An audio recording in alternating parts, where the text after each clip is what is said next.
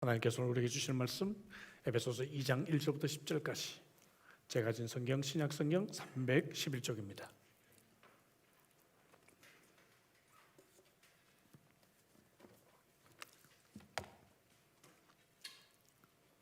제가 읽어드리도록 하겠습니다. 그는 허물과 죄로 죽었던 너희를 살리셨도다. 그때 너희는 그 가운데서 행하여 이 세상 풍조를 따르고 공중의 권세 잡은 자를 따랐으니 곧 지금 불순종의 아들들 가운데서 역사하는 영이라. 전에는 우리도 다 그 가운데서 우리 육체의 욕심을 따라 지내며 육체와 마음에 원하는 것을 하여 다른 이들과 같이 본질상 진노의 자녀였더니 긍휼이 풍성하신 하나님이 우리를 사랑하신 그 큰 사랑을 인하여 허물로 죽은 우리를 그리스도와 함께 살리셨고 너희는 은혜로 구원을 받은 것이라.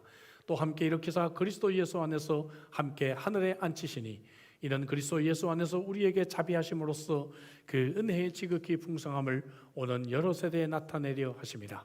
너희는 그 은혜에 의하여 믿음으로 말미암아 구원을 받았으니 이것은 너희에게서 난 것이 아니요 하나님의 선물이라. 행위에서 난 것이 아니니 이는 누구든지 자랑하지 못하게 함이라. 우리는 그의 만드신 바라 그리스도 예수 안에서 선한 일을 위하여 지으심을 받은 자니 이 일은 하나님이 전에 예비하사 우리로 그 가운데서 행하게 하려 하심이니라. 아멘. 아멘. 여러분, 이렇게 예배를 드릴 수 있다는 것이 너무나 행복하고 즐겁죠? 아멘이십니까?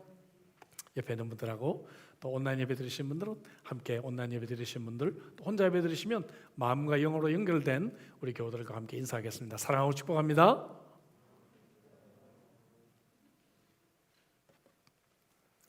수년 전 한국에서 한때 시청률 30%를 넘겼던 인기 있던 드라마 기황후라고 하는 드라마가 있습니다. 저도 조금 봤어요. 하도 인기가 있어가지고. 고려시대 원나라의 공녀로 바쳐지는 공녀의 딸로 태어나서 비참한 어린 시절을 이렇게 보내게 되다가 자신도 결국 공녀로 원나라로 끌려가게 됩니다. 하지만 결국 그 나라의 최고 황후가 되는 그러한 휴먼 스토리입니다. 역사에 기반을 두었지만 많은 부분을 실제적으로 각색한 전형적인 팩션 드라마입니다. 그럼에도 불구하고 이러한 팩션이 사람들에게 참 많은 인기가 있었던 이유는 노예의 신분에서 황후의 신분으로 변화되는 그러한 주인공의 아마 모습 때문이 아닐까 생각합니다. 한자성어로 환골탈태다 그렇게 말을 하죠. 정말 비참한 신분에서 완전히 새롭게 변화되는 그러한 신분입니다. 오늘 본문의 말씀도 우리들에게 큰 은혜가 되고 감동이 됩니다. 왜냐하면 소망 없고 비참하던 우리가 하나님의 은혜로 구원받은 새 사람이 되었기 때문에 그렇습니다. 에베소서 첫 부분을 제가 1장 3절부터 2장 10절까지라고 말씀을 드린 적이 있습니다. 1장 앞부분에서 찬양이 나왔고 뒷부분에서는 기도가 나왔어요. 그래서 우리는 지난주에 바울의 기도를 살펴보았습니다. 바울의 기도는 성령께서 우리를 깨닫게 해주셔서 하나님께서 우리를 부르신 그 부름의 소망이 무엇인지 알게 하시고 또 우리를 위해서 예비하신 기업의 영광의 풍성함이 무엇인지를 알게 하시고 우리가 부르심에서 기업의 영광까지 갈 수 있도록 하나님께서 능력의 크심을 우리가 깨닫게 해달라는 것이 바울의 기도였죠. 그런데 이제 이 능력의 크심에 대해서 2장에서 1절 10절부터 오늘 본문에서 말씀하고 있는 것입니다. 하나님의 능력의 그 크심이 가장 분명하게 드러난 것이 바로 은혜로 우리를 구원하신 것이다 하는 것입니다. 여러분 아멘이시죠? 바로 은혜로 우리를 구원한 이 사건이야말로 하나님의 가장 위대한 능력이 나타났다 하는 것입니다. 그래서 오늘 본문은 가장 이 밑바닥의 비관주의까지 시작을 해서 가장 꼭대기의 낙관주의로 우리를 대조시키고 있습니다. 성경은 여러분 사람을 세 가지 종류로 분류를 합니다. 첫째는 하나님이 창조한 창조된 인간. 그런데 이 창조된 인간이 에덴 동산에서 죄를 짓고 타락했어요. 그래서 타락된 인간. 세 번째는 예수 그리스도를 믿고 구속된 인간입니다. 성경은 인간을 이렇게 세 가지로 창조된 인간, 또 타락한 인간, 구속된 인간으로 그렇게 분류를 합니다. 그래서 오늘 본문은 이 타락한 인간이 본성이 원래 어떠했는지를 아주 분명하게 우리들에게 가르쳐주고 있습니다. 그리고 은혜에 의해서 구속된 인간의 상태가 어떠한지 그 변화를 우리들에게 보여주고 있습니다. 먼저 타락한 인간입니다. 첫째, 자, 타락한 인간은 하나님을 만나기 전 혹은 하나님 없는 모든 사람들이 타락한 인간이에요. 본문에서 바울은 너희가 이렇게 말하면서 이 편지를 받는 에베소 성도들을 처음 이야기했다가 즉시 3절에 거는 전에 우리도 그렇게 말해요. 우리 유대인들도 전에는 그랬어. 그리고 더 나아가서 다른 이들도 이렇게 하면서 일반화를 시도합니다. 다시 말해서 하나님 없는 모든 사람, 보편적인 인간의 상태가 이렇게 타락한 인간이다라고 말하고 있는 것이죠. 이것은 여러분 로마서 첫 3장에서 말씀하고 있는 그런 주제입니다. 로마서 1장, 2장, 3장에서 보면은 이방인들의 죄가 어떻고 유대인들의 죄가 어떻고 자칭 의롭다 하는 자들의 죄가 어떻다. 그래서 결론이 뭔가 하면은 모든 사람은 죄인이다 하는 것이 로마서 첫 3장의 주제입니다. 이런 타락한 인간에 대해서 하나님이 무엇을 하셨습니까? 1절에 보니까 타락한 인간은 어떻다고 합니까? 1절에 보니까 허물과 죄로 죽었다 하는 것입니다. 허물과 죄로 죽었다. 허물이라고 하는 단어, 프라프토마라고 하는 이 단어는 미끄러졌다는 것이에요. 미끄러졌다. 실수로 약해서 길을 잃거나 바른 길에서 떠나 있는 것, 이것을 허물이다 그렇게 말을 해요. 죄라고 하는 단어, 하마르티아라고 하는 이 단어는 의도적으로 표적에서 타겟에서 빗나가는 것입니다. 다시 말하면 우리가 마땅히 되어야 될 그러한 사람으로 되지 않는 것, 이것을 바로 하마르티아, 그렇게 죄다 성경은 정의를 하고 있는 것입니다. 다시 말해서 허물과 죄라고 하는 것은 능동적이든 수동적이든 의식했든 의식하지 않았든 우리가 저지르는 모든 종류의 죄를 우리가 총괄해서 말하고 있는 것이죠. 그 결과 우리가 어떻게 됐다고요? 죽었다라고 표현하고 있습니다. 에베소서 4장 18절에서는 이렇게 말합니다. 그들의 총명이 어두워지고 그들 가운데 있는 무지함과 그들의 마음이 굳어짐으로 말미암아 하나님의 생명에서 떠나 있도다. 이것이 죽은 상태예요. 어두워집니다. 어두워지고 분별력이 없어지고 마음이 딱딱해지고 하나님과의 관계가 단절되었다 그렇게 말합니다. 죄의식이 없습니다. 성품화된 타락상임입니다. 저처럼 담배를 피지 않는 사람은요, 담배 연기에 굉장히 민감합니다. 그래서 어디 호텔 같은 데 가도 분명히 금연방인데도 불구하고 며칠 전에 누가 여기서 담배를 피웠는지 저는 알아요. 그래서 가능한 대로 방을 바꿔달라고 합니다. 여러분, 그러나 여러분 평생 담배를 피웠던 분이 금연을 했다고 생각해 보세요. 근데 이분이요, 어디서 담배 연기가 솔솔 피어나면 어떻게 돼요? 예? 담배 피고 싶어서 견딜 수가 없어요. 담배의 임박인 것이죠. 마치 그런 것처럼 여러분 허물과 죄로 죽었다고 하는 것은 무엇입니까? 이제는 죄의 습성에 젖어서 의식이 없고 마음이 굳어졌고 하나님과의 관계가 끊어졌다 하는 것입니다. 이사야 59장 2절에 오직 너희 죄악이 너희와 너희 하나님 사이를 갈라놓았다. 너희 죄가 그의 얼굴을 가리어서 너희에게서 듣지 않으시게 함이라. 하나님과의 관계가 깨어졌다는 것입니다. 죽음은 하나님과의 관계가 깨어진 것이죠. 하나님을 예배하고 싶은 마음도 없고 주의 백성들과 교제하고 싶은 열망도 없고 그리고 성령의 음성에 귀가 먹은 사람들이라는 사람들이 죽은 사람들이다 하는 것을 보게 됩니다. 이렇게 허물과 죄 가운데 죽은 사람은 속박된 노예로 살아가게 됩니다. 무엇의 노예인가 하니까 세상과 마귀와 그리고 육체의 욕심의 노예로 살아간다 하는 것을 성경이 말합니다. 세상과 마귀와 육체의 욕심의 이 노예에 대해서 성경은 계속해서 이것이 바로 우리 죄의 배경인 것을 말하고 있어요. 2절부터 보니까 그때 너희는 그 가운데서 행하여 이 세상 풍조를 따르고, 저는 세상입니다. 공중의 권세 잡은 자를 따랐으니 마귀입니다. 이 마귀는 불순종의 아들들 가운데 역사하는 영입니다. 3절 앞부분에 보니까 전에는 우리도 다 그 가운데서 우리 육체의 욕심을 따라 지냈다라고 말을 하고 있어요. 야고보서 3장 14절 15절에서도 이 세상과 마귀와 육체에 대해서 말을 하고 있어요. 그러나 너희 마음속에 독한 시기와 다툼이 있으면 자랑하지 말라. 진리를 거슬러 거짓말하지 말라. 15절에 이러한 지혜는 위로부터 내려온 것이 아니요 땅 위의 것이요 세상적이고 정욕의 것이요 육체의 욕심이고 귀신의 것이다, 마귀의 것이다 라고 우리에게 말하고 있습니다. 타락한 인간은 먼저 세상의 풍조를 따릅니다. 다수가 옳다고 생각하면 진리라고 생각합니다. 여론조사나 통계를 맹신합니다. 많은 사람들이 살아가는 유행에 따라 인생을 사는 것이죠. 그래서 사람들이 성형을 하면 성형을 해야 되고, 사람들이 가방을 들면 그런 가방을 들어야 합니다. 세상의 표준과 가치관을 그냥 따라가는 세속주의자들입니다. 미디어에서 보여주는 물질주의와 비도덕적인 그러한 삶의 물결에 떠내려가는 것입니다.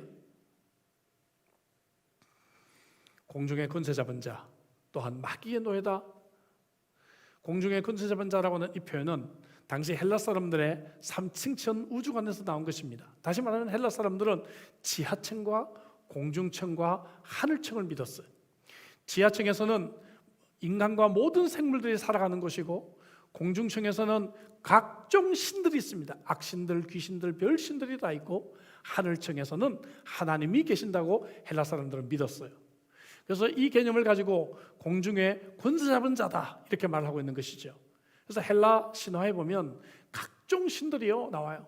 자기들끼리 결혼도 하고, 자기들끼리 싸우기도 하고, 자기들끼리 시기하고 싫다고 별거 다 합니다. 이러한 세계관 속에서 이 공중의 권세 잡은 이 마귀가 바로 우리를 노예로 삼고 있다라고 그렇게 지적하고 있는 것입니다. 세 번째는 육체 욕심이다 말하고 있어요. 여러분, 육체 자체가 아닙니다. 육체라고 하는 말은 원래 헬라어로 소마예요. 소마인데 이 단어가 쓰여지지 않았습니다. 여러분, 이 육체라고 하는 이 자체는 여러분 죄가 아니에요. 하나님이 만드신 것입니다. 그래서 육체가 원하는 것, 식욕, 성욕, 수면욕, 이 자체는 죄가 아니에요. 맞죠, 여러분? 네, 하나님이 만드신 것입니다. 그런데 여러분, 이 육체가 이제 욕심으로 이제 바뀌는 것이죠. 다시 말하면 식욕이 과해서 과식이 되고, 수면욕이 과해서 게으름이 되고, 성욕이 과해서 정욕적으로 이 성욕을 잘못 사용하게 되는 것입니다. 이것이 바로 여러분 이제 죄가 되는 것이죠. 그래서 여기서 소마가 아니라 사르코스라고 하는 정욕이라는 단어가 쓰여진 것입니다. 그래서 육체의 욕심, 정욕을 따라 우리가 살아가게 된다. 그것에 우리가 포로가 되어져 있다 하는 것이죠. 사르코스라는 말은 단지 이 육체적인 것만 뜻하는 것이 아니라 정신적인 것도 포함이 됩니다. 예를 들면 교만이라든지, 혹은 미움, 혹은 차별, 혹은 또 자기중심적이고 이기적인 것까지 사르코스다 그렇게 표현을 해요. 이런 것들은 노예가 돼서 살아간다는 것입니다. 그래서 육체의 욕심에 대해서 갈라디아서 5장 19절 21절에 보면 정확하게 그 육체의 잘못을 열거하고 있어요. 여기 보니까 육체의 이런 분명하니 음행, 더러운 것, 호색, 그리고 우상숭배, 주술, 원수 맺는 것, 분쟁, 시기, 분냄, 화내는 것, 당짓는 것과 분열과 이단 이런 것들이 바로 육체의 욕심을 따라가는 삶이다 그렇게 말을 하고 있어요. 여러분, 정신병원에 가보신 적이 있으십니까? 저는 몇 번 가본 적이 있어요. 근데 그곳에 입원해 있는 환자들을 보면서 제가 참 느낀 것이 있습니다. 정신병원에 있는 사람치고요, 아무도 겸손한 사람이 없어요. 다 자기가 최고고 자기가 다 잘난 사람들입니다. 한 번은요, 굉장히 점잖게 보이는 신사부디신데 막 소리를 지르는데, 뭐라고 소리를 지르는가 하면은 나는 이순신 장군이다 그러면서 막 소리를 질러요. 그러니까 그 옆에 있는 사람이 뭐라고 소리 지르는가 하면은 야 이놈아, 내가 너를 언제 이순신 장군으로 임명했냐, 그리고 또 소리를 질러요. 예. 그때 제가 깨달은 것이 있어요. 교만한 사람은 정신병자구나. 그걸 제가 깨달았어요. 정신병자구나. 아무도 정신병 환자들은요, 자기가 부족하고 자기가 잘못했고 자기가 잘 모른다는 걸 몰라요. 자기가 환자인 자체를 인정하지 않아요. 그래서 교만한 사람은 이 정신병자구나 하는 것을 제가 깨닫게 되었습니다. 이 모든 것 자기중심적인 이기심에서 나오는 것이죠. 하나님이 없는 사람들은 이런 것들에 노예로 살아가는 것입니다. 정리를 해볼까요? 밖으로는 세상의 풍조에 따라서 우리가 노예로 살아갑니다. 내 자신 안에서는 육체의 욕심을 따라 노예로 살아가요. 그리고 이 두 가지의 배경에는 누가 있는가 하면 마귀가 있습니다. 이 마귀가 이 두 가지를 통해서 역사하면서 우리를 노예로 그렇게 삼고 있다는 것을 보게 됩니다. 그래서 고린도전서 12장 2절에 보면 말 못하는 우상에게로 끄는 그대로 끌려갔느니라. 이 표현이 정말 멋진 표현이에요. 그냥 우리가 그냥 살고 싶어서 의지적으로 사는 것 같지만 실제적으로는 그냥 이런 것들이 끄는 그대로 끌려가는 삶을 우리가 살고 있는 것이다. 이것이 바로 타락한 인간의 모습이다라고 성경이 말하고 있는 것입니다. 나아가서 그 결과 타락한 인간은 본질상 진노의 자녀라고 선언합니다. 본질상 진노의 자녀다. 진노라고 하는 말은 감정적인 분노가 아닙니다. 앵그리가 아니에요. 이 말은 의분입니다. 영어로 wrath, 하나님의 의분입니다. 하나님은 의롭고 완전하시기 때문에 타락한 인간의 죄와 악을 조금도 용납할 수 없는 그러한 분이십니다. 본질상이라고 하는 이 말, 푸세이라고 하는 이 말은 우리의 자연적인 상태, 다시 말하면 우리를 그냥 마음대로 하도록 내버려 둔 상태, 이런 상태를 의미합니다. 근데 여기서 더 나아가요. 이 푸세이라고 하는 말은 원래 우리가 태어날 때부터 아담의 후손으로 태어났기 때문에 인간이 가지고 있는 부패성을 의미하는 그러한 단어입니다. 다시 말해서 우리는 태어날 때부터 영혼의 욕구와는 반대가 되는 육체 욕구를 따르게 되고 본질상 악에 기울어지게 된다는 것입니다. 다시 로마서로 돌아가면 로마서 5장 12절에 이 부분을 이렇게 말하고 있죠. 그러므로 한 사람으로 말미암아 죄가 세상에 들어오며 사망이 들어왔나니 이와 같이 모든 사람이 죄를 지었으므로 사망이 모든 사람에게 이르렀느니라. 이것이 바로 본질상 우리가 진노의 자녀라고 하는 의미입니다. 하나님 없는 모든 인간은 허물과 죄로 죽었다고 했습니다. 세상과 마귀와 육체의 욕심의 노예로 살아갔다고 했습니다. 그리고 본질상 하나님의 진노 아래 정죄를 받고 있다고 했습니다.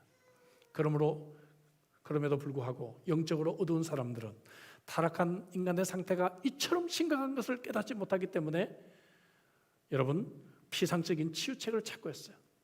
잘 교육하면 문제가 해결될 것이다. 어느 정도는 도움이 됩니다. 하지만 여러분, 교육이 이 인간의 문제를 해결할 수는 없어요. 법을 잘 제정하면 문제가 해결될 것이다. 천만에요. 여러분, 법은 또 다른 법을 만들어야 되고, 여러분, 법도 역시 이 문제에 대한 근본적인 해결이 될 수가 없습니다. 상담이나 계몽 같은 것들이 인간을 좀 변화시킬 수 있을까? 어느 정도 도움은 될 수가 있겠죠. 그러나 여러분, 인간의 근본적인 이 문제는 근본적인 치유책이 필요하게 되는 것입니다.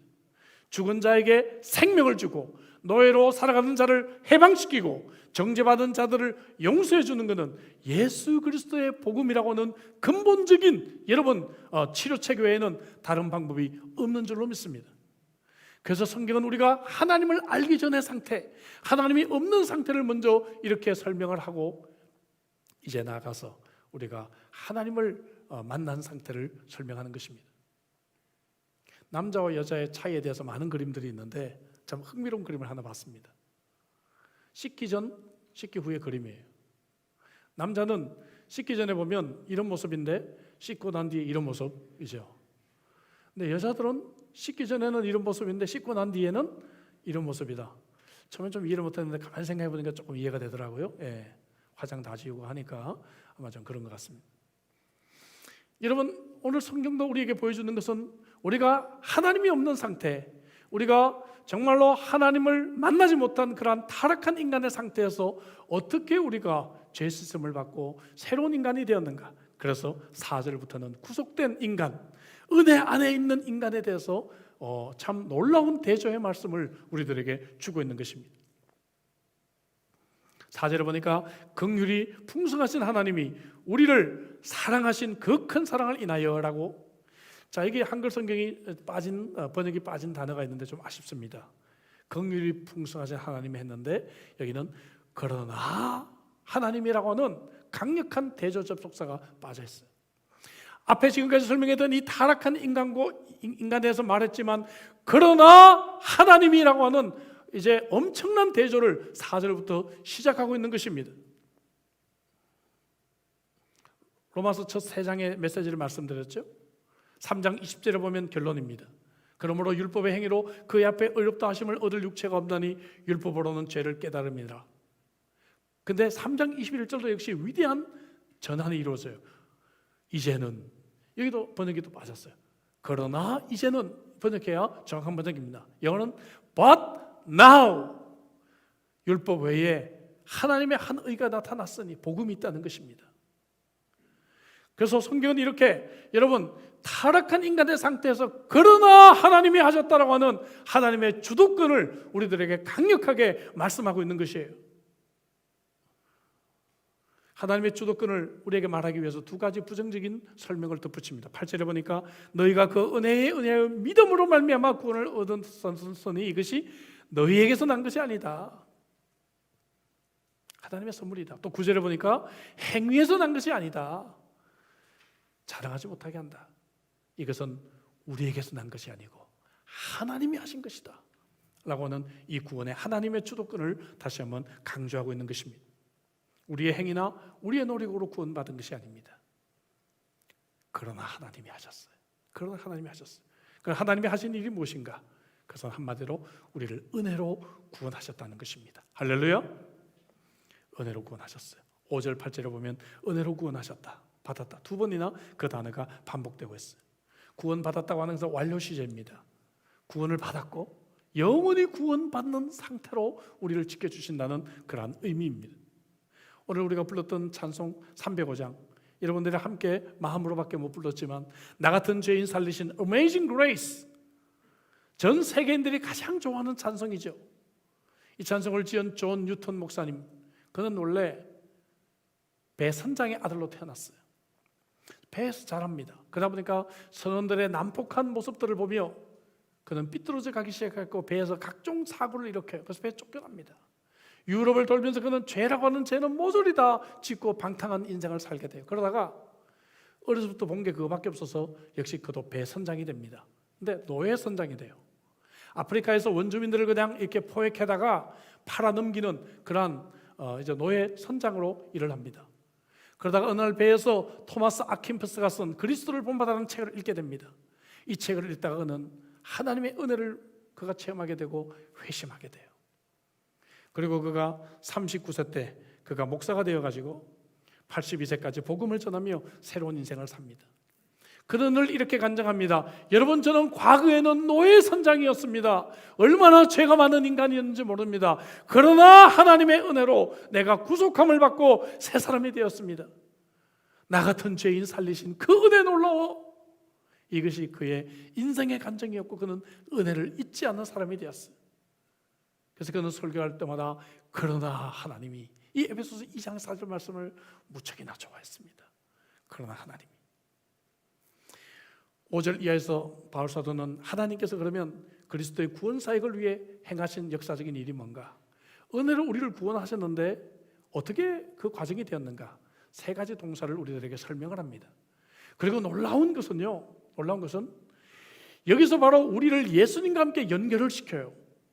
그래서 하나님께서 우리 구원을 위해서 예수님에게 하셨던 그 세 가지를 우리가 그리스도와 함께 연결되어서 우리도 그와 같이 된다라고 말하고 있는 것입니다. 여기 그리스도와 함께라고 하는 이 단어, sin이라고 하는 이 헬라어에서 영어 sync라는 단어가 나왔어요. 여러분 sync 아시죠?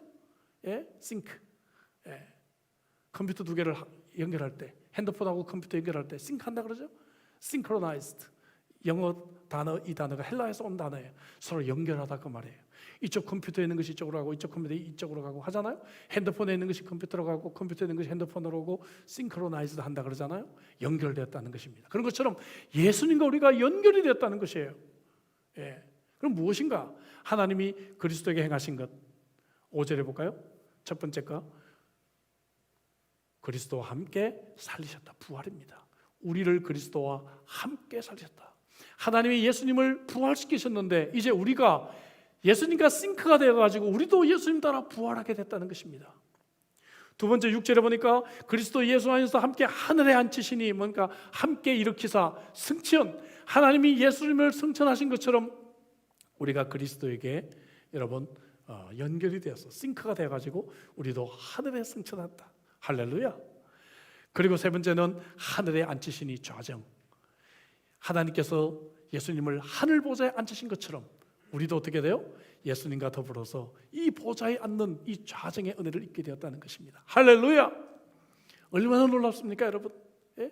아무 공로 없는 우리가, 타락한 인간이었던 우리가 오직 하나님의 은혜로 이 예수님과 연결되기만 하면 이 엄청난 은혜를 우리가 얻게 되었다는 것입니다. 우리가 사도신경을 고백할 때 이 구원의 역사적인 사건들을 선포하죠. 세 가지. 사흘 만에 죽은 자 가운데서 다시 살아나시며 부활, 하늘에 오르사 승천, 그리고 전능하신 하나님의 우편에 앉아 계시다가 좌정. 근데 여러분, 우리는 예수님에 대해서 그렇게 고백하지만 성경은 말하기를 아니야, 우리도 예수님에게 싱크로나이즈 돼가지고 연결되어가지고 우리도 이렇게 부활하고 승천하고 그리고 하나님 편에 앉는 거야 라고 말씀해주고 있는 것입니다. 얼마나 놀랍습니까? 우리는 죽었던 존재였지만 새 생명을 이제 얻었습니다.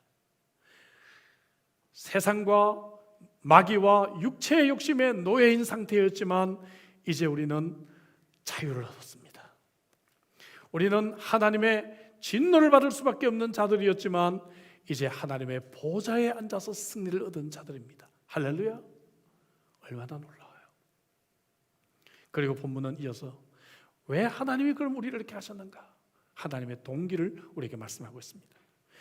그것은 우리에게 어떤 공로나 자격이 있어서가 아니라고 말씀했죠. 하나님께서 주도권을 가지고 이런 일을 우리들에게 행하신 그러한 동기를 4가지 단어로 우리에게 설명합니다. 4절을 볼까요? 긍휼이 풍성하신 하나님이 우리를 사랑하신 그 큰 사랑으로, 긍휼과 사랑 때문에. 그 다음에 또 5절과 8절에 은혜라고 하는 단어가 나왔습니다. 7절에 보니까 이는 그리스도 예수 안에서 우리에게 자비하심으로 자비가 나왔어요. 긍휼과 사랑과 은혜와 자비하심, 그죠? 예. 여러분, 이런 동기들 때문에 우리를 은혜로 구원하신 것입니다. 우리가 어떤 구원을 받을 자격이 있어서가 아니에요. 우리는 세상에서 내가 자격을 얻은 만큼 대우를 받다 보니까 구원을 받는데도 늘 자격을 생각합니다. 집사로 섬겨주세요. 제가 자격이 안 되는데요 생각합니다. 예. 네, 여러분, 하나님은 한 번도 우리에게 인간적인 자격을 보고 우리를 부르지 않으셨어요. 하나님은 오직 긍휼과 사랑과 은혜와 자비로 우리들을 구원해 주셨습니다. 할렐루야! 얼마나 놀라워요. 그래서 본문 8절에서 이 부분을 이렇게 정리를 합니다. 너희는 그 은혜에 의하여 믿음으로 말미암아 구원을 받았으니 이것은 너희에게서 난 것이 아니요 하나님의 선물이라. 참 위대한 말씀이죠. 여기 기독교 복음의 핵심적인 키워드 3단어가 나와요. 은혜, 믿음, 구원. 그죠? 은혜, 믿음, 구원. 그래서 2장 8절은 참 사랑을 받고 있는 그런 단어가 된 것입니다. 우리가 믿게 된 것 이 자체도 하나님의 선물입니다. 저는 오늘 설교 앞부분에서 사람의 3가지 종류를 말씀했어요. 첫째가 창조된 인간, 타락한 인간, 그리고 구속한 인간이라고 그랬죠. 지금까지 우리는 타락한 인간과 구속된 인간에 대해서 말씀을 생각해 봤어요. 오늘 본문 마지막 절 10절은 다시 창조된 인간으로 우리를 돌려놓습니다. 10절에 보니까 이런 말씀이 나오죠. 우리는 그가 만드신 바라 포이에마. 기억하시죠? 유명한 단어 걸작품이라는 뜻입니다. 우리는 하나님의 걸작품이다. 그리스도 예수 안에서 선한 일을 위하여 지으심을 받았다. 여기 만드셨다, 지었다라고 하는 이 단어는 창조와 관련된 단어입니다. 이 일은 하나님이 전에 예비하사 하나님이 우리를 만드시기 전부터 계획하신 플랜이다 이것이요. 우리를 그 가운데서 행하게 하려 하심이라. 하나님의 목적과 기대가 있다는 것입니다. 참 위대한 말씀이라고 말할 수가 있어요. 하나님은 우리를 지으실 때, 이 땅에 보내실 때 그냥 대량 생산으로 70억 인구 중에 하나로 찍어내신 것이 아니라 우리 한 명 한 명을 향한 하나님의 기대와 소망을 가지고 글작품으로 만드셨다는 것입니다. 할렐루야. 옆에 있는 글작품 한번 감상을 다시 한번 해보세요. 예, 글작품이시죠? 하나님이 글작품으로 우리를 이렇게 만들어 주셨다는 것이죠. 그리고 이제 구원이라는 것은 궁극적으로 하나님이 우리를 창조했을 때의 상태로 되돌리는 것입니다. 원래 하나님은 그런 목적과 의도를 가지고 지으셨기 때문에 한때 우리가 타락하고 삐딱하게 잘못 갔지만 이제 예수님을 통해서 구속받았다면 결국 우리는 다시 하나님이 창조했을 때의 인생으로 돌아가게 하는 것이죠. 그래서 이것을 재창조다 이렇게 말하기도 해요. 그래서 구원은 우리를 다시 창조의 상태로 돌리는 것입니다. 다시 말하면 하나님은 우리를 선한 일을 하기 위해 만드셨다고 하셨어요. 선행은 우리로 하여금 구원을 받게 하지 못해요. 오직 은혜로 우리를 구원하셨습니다. 그러나 여러분, 이제 우리가 구원받은 사람들은 하나님의 기대와 목적이 있기 때문에 선한 일을 해야 되는 것이죠. 이 선한 열매를 맺는 인생을 반드시 살아야 되는 것입니다. 우리는 너무 값싼 구원을 우리는 외칩니다. 나 예수님 믿어. 뭐 예수님 다 하셨다며? 내 예수님 믿으면 그럼 됐지. 그러고 마음대로 인생을 살아가는 사람들이 있어요. 그러다 보니까 그리스도인들이 세상에서 욕먹고, 야, 예수 믿는 사람들이 더 지독하다, 예수 믿는 사람들이 뭐가 저래, 이런 욕을 얻습니다. 여러분, 아닙니다. 정말 우리가 구원받은 자라고 한다면 하나님이 나를 이 땅에 보내셨을 때 그 기대와 그 소망을 우리가 기억하고 선한 일을 위해 우리가 지어졌다는 것을 깨닫고 그 일을 실천하는 삶을 살아야 된다는 것입니다.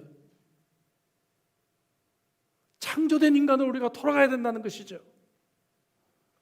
선행이 우리를 구원받게 할 수는 없지만 이제 우리가 하나님의 은혜로 구원을 받았다면 우리는 이제 새로운 선한 열매를 맺는 인생을 살아야 하는 것입니다. 어렸을 때 들어보셨던 우화입니다. 토끼가 길을 가다가 함정에 빠진 늑대를 발견합니다. 며칠 동안 굶어가지고 죽게 생겼어요. 그러니까 늑대가 토끼에게 사정합니다. 제발 나를 좀 도와달라고. 토끼가 말을 하죠. 살려주면 나를 잡아먹게? 그러니까 늑대가 얘기합니다. 생명의 은인을 내가 어떻게 잡아먹을 수가 있냐. 절대로 그런 일 없다. 애원합니다. 그래서 토끼가 그 말을 믿고 나뭇가지를 던져주고 늑대가 이제 함정에서 구출을 받아요. 근데 늑대가 변심합니다. 그때는 그때고 지금은 배고파서 너를 잡아먹어야 되겠다는 것이에요. 그러니까 막 토끼가 항변을 합니다. 그럴 수가 있냐고. 근데 여우가 지나가요. 그 여우에게 재판을 요청합니다. 여우가 뭐라고 얘기하냐면은, 그럼 내가 알아듣기 쉽게 원래 어떤 상태에 있었는지를 나한테 한번 설명을 해라 그래요. 그러니까 늑대가 함정에 다시 뛰어들어갑니다. 원래는 이런 상태였지요. 요 모양이었지요. 그러니까 여우가 판결합니다. 그래요. 그러면 그 상태로 있으면 문제가 해결되겠네요. 그리고 토끼와 여우가 떠나버렸다는 얘기죠. 참 흥미로운 얘기 같지만 많은 진리가 있는 이야기입니다. 우리는 이전의 상태를 잊어버려요. 쉽게 우리가 그래서 감사하지 못하는 것이죠. 성경은 그래서 우리가 타락한 인간이 어떠한 상태인지를 오늘 우리들에게 분명하게 말씀해주고 있어요. 여러분, 오늘 우리가 거룩한 척하고 이 자리에 앉아있지만 우리는 원래 이러한 자들이었습니다. 하나님 없는 상태는 이런 모습입니다. 지금도 세상에 많은 사람들을, 하나님 없이 살아가는 사람들, 그러한 사람들은 이런 비참한 인생을 살아가고 있는 자들이에요. 스스로 웅덩이에서 나올 수 없는 그러한 자들입니다. 우리가 이것을 깨닫는다면 우리에게 감사가 회복되어야 되겠죠. 그래서 하나님은 이스라엘 백성들에게 늘 말씀하시기를 너희가 애굽에서 종되었던 것을 기억하라 말씀하시는 거예요. 왜 우리가 은혜가 없습니까? 찬양이 은혜로워야 은혜가 있어요. 설교가 은혜로워야 은혜가 있는 겁니까? 교회가 막 사람들이 많이 모이고 그래야 은혜가 있는 것입니까, 여러분? 얼마든지 온라인으로 예배를 드려도 내가 과거에 하나님이 없을 때 얼마나 타락한 존재였는지를 내가 깨달을 수만 있다면, 그리고 하나님께서 예수 그리스도와 함께 나를 어떻게 은혜로 구원받은 사람으로 변화시켰는지를 내가 알 수만 있다면 이 은혜가 폭포수처럼 내 속에서 터져나와야 정상이 아니겠습니까, 여러분? 여러분, 이 은혜를 오늘 회복하시기를 주의 이름으로 축복합니다. 왜 감사가 없어요, 여러분? 왜 우리는 선한 일을 위해 우리는 노력하며 그리스도인답게 살아가지를 못합니까? 그것은 우리가 과거에 어떠한 상태였는지를 쉽게 잊어버렸기 때문에 그럴 것이죠. 사랑하는 형제자매 여러분, 오늘 우리가 다시 한번 기억하십시다. 하나님 없는 인간의 상태로 살아가던 우리를 예수 그리스도로 말미암아 하나님의 긍휼과 사랑과 은혜와 자비로 우리를 구원해 주신 그 놀라운 은혜를 여러분들이 회복하시기를 주 이름으로 축복합니다. 여러분, 이 복음이 여러분들에게서 회복되지 않으면 신앙생활은 병든 자들입니다. 병들었어요. 예배 가도 그만, 안 가도 그만, 성경 읽어도 그만, 안 읽어도 그만, 맡은 사역 해도 그만, 안 해도 그만, 기도해도 그만, 안 해도 그만, 영적으로 병들어 살아가는 것이죠. 그러나 여러분, 구원의 감격이 있는 사람은 이렇게 살 수가 없어요. 하나님의 은혜를 체험한 사람은 여러분 이렇게 세월을 보낼 수 없어요. 코로나 바이러스 그 아무리 어떤 것들이 온다 할지라도 나는 하루하루를 이렇게 살아갈 수가 없다는 것입니다. 하나님의 걸작품이 어떻게 그렇게 살 수가 있단 말이에요. 하나님께서 정말 우리에게 큰 기대를 가지고, 선한 일의 기대를 가지고 우리를 이 땅에 보내셨는데 우리 이렇게 세월을 거성할 수 없죠. 최선을 다해서 복음을 위해서 하나님의 기대에 그 합당한 인생을 우리가 살아가야 될 줄로 믿습니다. 우리는 우리의 선행으로 하나님께 빚을 갚을 수는 없지만 하나님의 사랑은 우리에게 선행의 책임을 맡겨주신 것입니다. 이 자리에는 저와 여러분들, 함께 예배드리는 저와 여러분들이 이 땅에 보내실 때 품으셨던 그 하나님의 기대에 합당한 인생이 되시기를 주의 이름으로 축복합니다. 기도하십시다. 주신 말씀 가지고 우리 기도하도록 하죠. 여러분, 이 복음의 은혜를 오늘 여러분들에게 말씀했습니다. 에베소서 2장 1절부터 10절은 우리 신앙의 가장 ABC라고 말씀할 수가 있어요. 복음입니다. 타락한 인간, 구속된 인간, 그리고 우리를 창조된 인간으로 회복시키시는 하나님의 은혜입니다. 여러분, 예수님과 함께 싱크로나이즈 된 사람이 이렇게 살 수는 없잖아요. 그렇지 않습니까? 예수님과 함께 연결된 사람이 이렇게 여전히 세상의 노예처럼, 마귀의 노예처럼, 육체의 욕심의 노예처럼 살아갈 수는 없잖아요. 여러분, 우리 인생 너무 짧습니다. 이 짧은 인생 정말 하나님의 글작품답게 우리가 살아야 되지 않겠습니까? 오늘 주신 이 말씀을 우리 가슴에 품고 한번 결단으로 조용히 묵상하며 기도로 나아가겠습니다. 기도하시겠습니다.